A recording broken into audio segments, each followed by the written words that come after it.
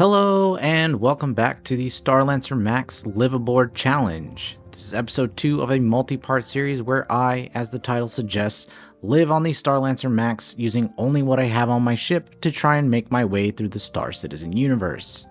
The rules are simple, and I did a full rundown on them in episode 1 of the series, which is linked in the upper right hand corner of the screen if you haven't seen it already. But in case you want to watch it later, I'll give you the cliff notes. Basically, no going back to my home city to restock on supplies. Anything I need I have to earn by doing things around the verse, by either looting them or by buying them with credits I've earned. I'm not allowed to spam ERTs for drug money, and my win condition to this challenge is accumulating enough money to buy an RSI Scorpius. Just a quick disclaimer, after I bedlogged at the end of the last video, my account had some weird bug that required a character repair. When I logged back in, my Starlancer was empty and stored. I haven't had a chance to load a Nursa back in, but I did walk an Atlas in there, which isn't terribly useful in the Starlancer due to the orientation of the garage and storage. But it's all I had in my hangar when I loaded in the Starlancer.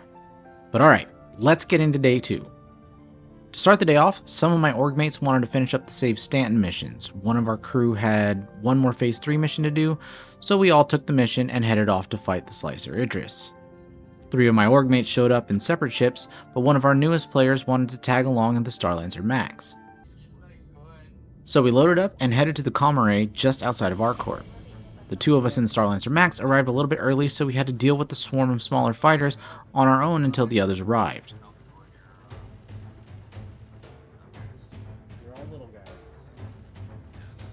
It was my first time being a gunner in the Starlancer, and to me the controls felt a little bit spongy, which could very well have been due to my mouse settings, as I haven't had a chance to properly set it up since I received it in the mail.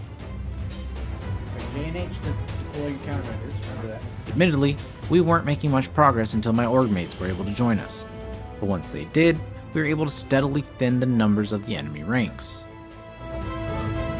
Have to get us a little closer there, Noodle.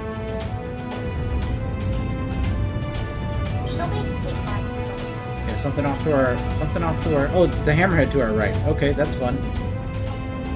Up. Like, don't go in just a straight line. Go ahead and give me some curves, alright? Alright, well then, so you gotta get the 890, you're gonna ram it. Load it with some bombs too. Sounds like it's huge. Once we cleared the fodder, we moved on to the Idris. Switching to the pilot seat, we began our assault with the other members of our org.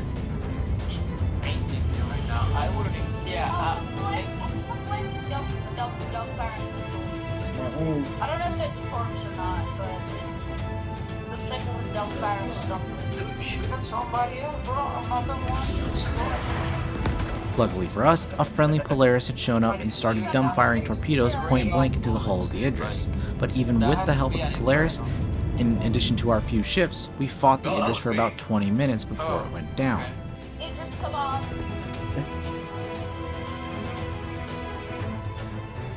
I wonder what it looks like to the people of, like, our corp looking up. Probably don't see it. Floating inside the ship trying to find an exit. Oh, okay.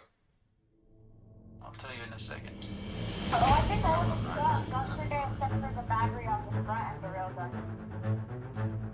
Oh, yeah. So it's clear it's soaking up it. Ah.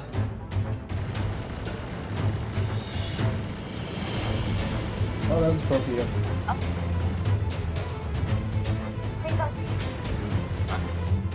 Once finished, we all now had access to the Phase 4 of Save Stanton. Did that?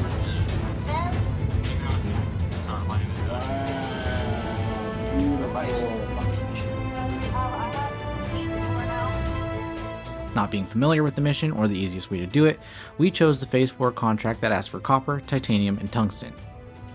For the contract details, I could buy the titanium and tungsten on Ariel, so we headed there to get started. There were a few seemingly abandoned ships laying about when I landed, so my paranoid mind decided to check the freight elevators before going to buy anything. Lucky I did that, because all of the freight elevators at HDMS Bezdek appeared to be broken, meaning I'd have to find another way to get the materials for the mission. That's when it hit me. High tier bounties tend to drop these materials in pretty high amounts, so I headed off to Yellow to see if I could get an ERT in the asteroid belt. Almost immediately upon arriving, I found the contract I wanted and headed to the last known location of the contract target.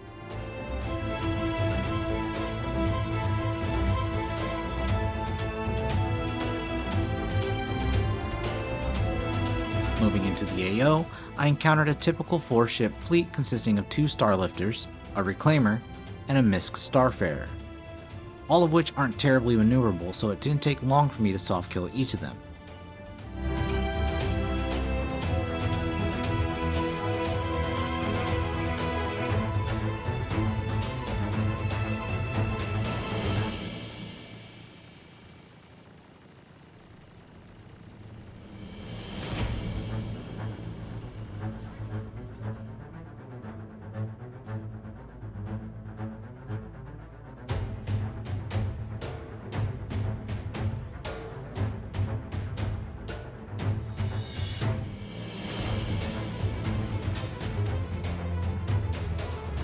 Once the bounty was cleared, it was time to board each ship and see what cargo they had for me, starting with the A2.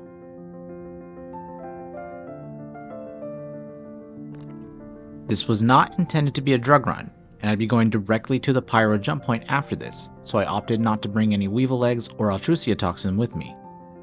Setting it off to the side, I focused on the mission materials.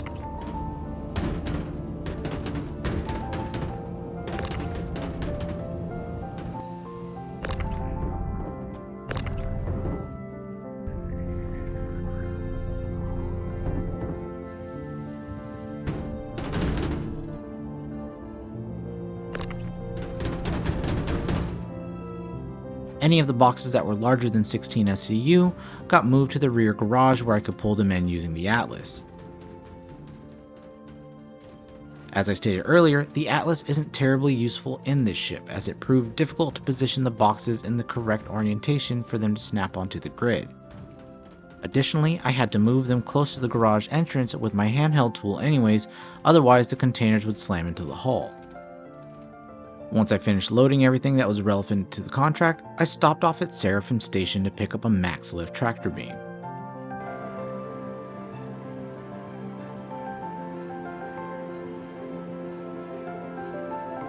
At this point, some more org mates were joining me to help do another bounty and gather the cargo.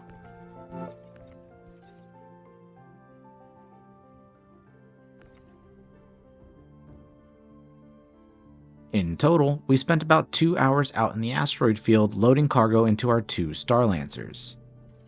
When we were almost fully loaded for our first trip to the Pyro jump point, another one of my org mates jumped into Discord and told us he had some leftover materials from his Phase 4 mission that one of us could use. So I headed over to the Pyro jump point station to take him up on his generous offer.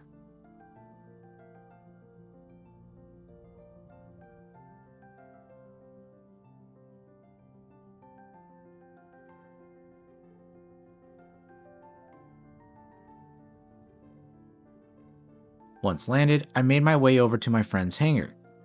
Much to my surprise, they had built a sort of assembly line of boxes organized by material type and box size.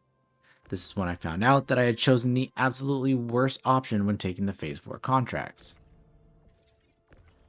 So I went ahead and took the contract for the Bexalite helium and hydrogen that they had arranged in front of the cargo elevator, and started loading them to complete the first mission.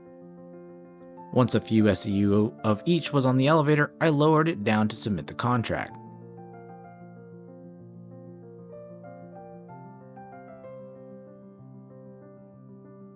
Almost immediately, I took the same mission again and repeated the process.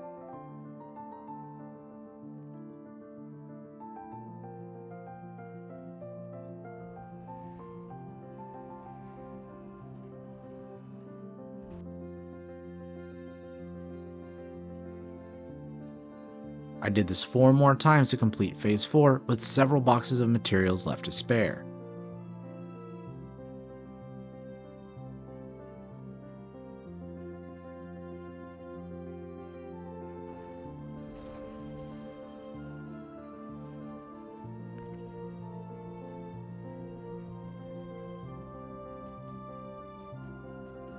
To keep paying it forward, I loaded up my warehouse with the remaining inventory plus the inventory for my ship and placed a call in Discord for anyone that needed to complete Phase 4. Another org mate called dibs, but wouldn't be able to get on for about an hour, so 3 of us decided to kill some time and head down to Hurston to raid some bunkers. The comm arrays were down, which meant we could technically raid a Lorville-owned bunker and get some of the Hurston security armor. Turrets were being a bit buggy, and though they were firing on all cylinders, our ship's guns weren't taking them out.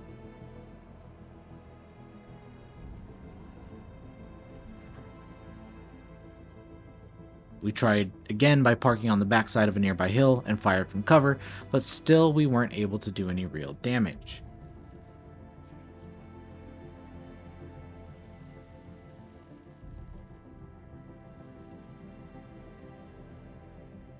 So we decided to run the remaining distance, which was just over a kilometer away from where we landed.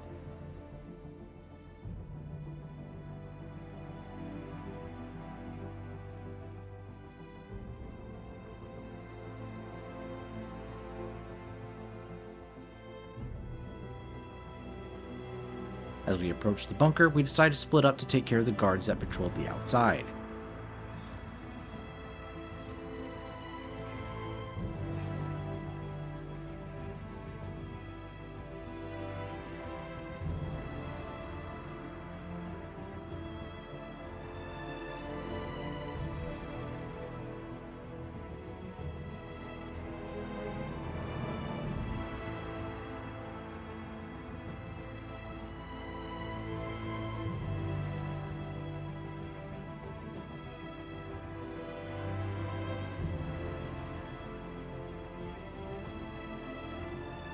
Once cleared, we headed into the bunker and lowered the elevator.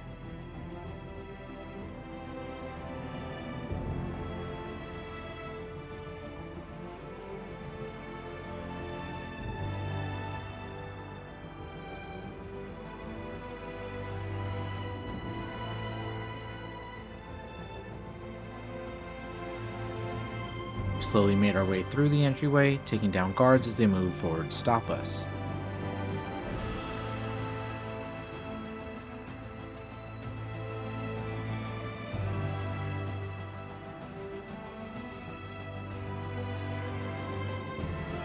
Making sure to keep our eyes on the status of the comm arrays, we made our way through the bunker and took down any enemies we encountered.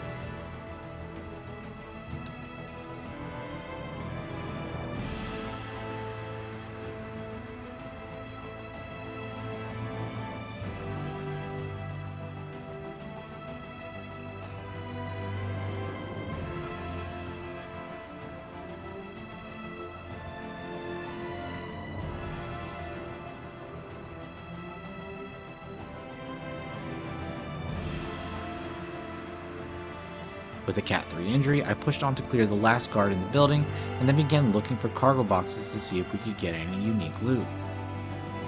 Lo and behold, I found a box containing 2 custom knives that I had never seen before, and it was at this time that my org mate arrived in Discord, ready to start up his Phase 4 missions. We quickly made our way to the upper level and fought our way out of the bunker as some of the Hurston security had respawned.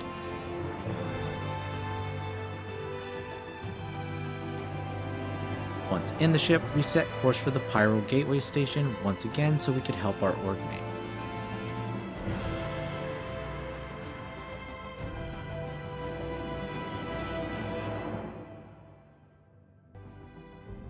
And with that, we mark the end of the adventures for Day 2 of the Live Aboard Challenge. Let's go ahead and tally up our profit and losses. Quick disclaimer, I did not film my refuel and resupply, but we did not have any hull damage, and I've never seen the Starlancer Max's refuel and resupply breach a few thousand. Just to be safe, we'll deduct 10k AUEC from our total. Using our balance from episode 1, that leaves us at 481,910 AUEC before we factor in earned credits. For earned credits, we're going to round off the Phase 3 missions to around 100k AUEC, as I know the payout system for Phase 3 is a bit bugged, and I didn't remember to track my credit balance before we did the mission. Both the ERTs were completed by myself, solo, so add 50k to that. Then the completion of 6 Phase 4 missions at 36k each puts us at a total of 366,000 AUEC earned for the day, making our total for the liveaboard challenge thus far at 847,910 AUEC, or 16% of the way towards my goal of buying the RSI Scorpius. And with that, I'll end the video. Make sure to keep an eye out for the next episode coming out next Thursday. Also, if you enjoy this type of content, please do leave me a like and subscribe, and then leave me a comment telling me your favorite ship to use as a daily driver in the verse. For bonus points, tell me what ship you're going to use first after the wipe happens in 4.0. I'd love to hear from you. Also, please don't be shy, join my Discord using the link in the description and come hang with us sometime. All I ask is that you remain amicable towards the community we've built. As always, thank you for watching, and I'll see you in the verse.